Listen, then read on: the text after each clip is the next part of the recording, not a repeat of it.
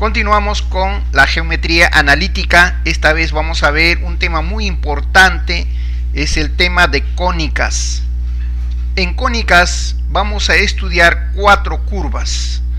Estas curvas son la circunferencia, la elipse, la parábola y la hipérbola. En primer lugar vamos a ver cómo se generan estas curvas y por qué se denominan cónicas. Aquí tenemos un cono y un plano secante que es perpendicular al eje del cono. El plano y la superficie del cono tienen una línea de intersección. Esta línea de intersección es una curva. En este caso, esta curva es una circunferencia. Entonces, cuando el plano interseca a la superficie del cono perpendicularmente a su eje, va a generar una curva en la intersección de la superficie con el plano, y esta curva es la circunferencia. Aquí podemos observar cómo se genera la circunferencia, y su radio va variando en la medida en que el plano no se acerca o se aleja del vértice del cono. La siguiente curva es la elipse. La elipse se va a generar también en la intersección de la superficie del cono con el plano, cuando este plano interseca al cono pero diagonalmente.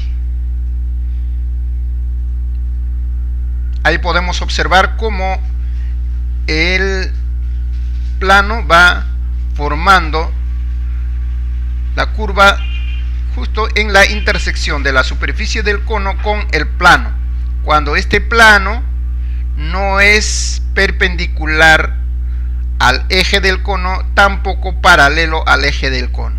Ahí podemos ver en la parte interior del cono cómo se ve la figura, la curva, que es la elipse.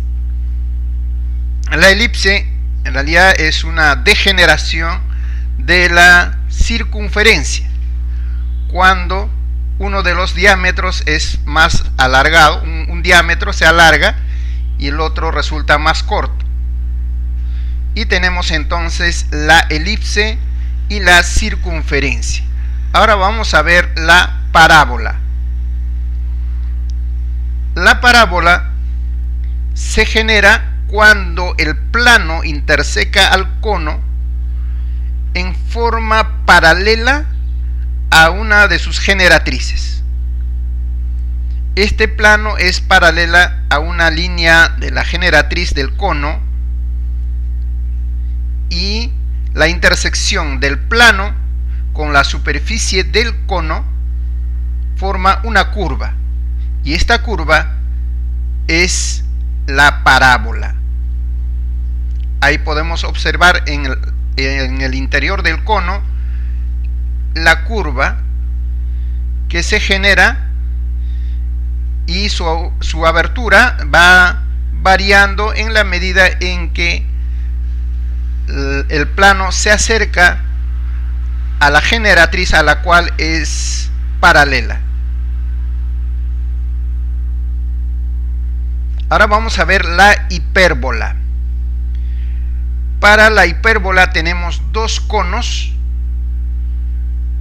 con un vértice común y tiene el mismo ángulo de abertura entre sus generatrices, y el plano en este caso es paralelo al eje del cono y forma, en realidad son 2 curvas, pero estas curvas están relacionadas a las 2 juntas, se denomina hipérbola. Esas 2 curvas son la hipérbola.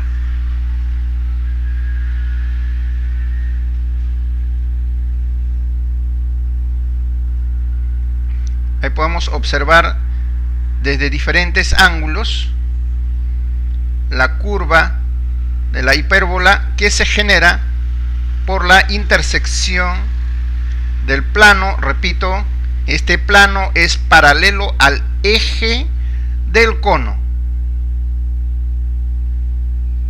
y a medida que va variando o va moviéndose el plano, se genera la hipérbola como resultado de la intersección del plano con la superficie de los conos.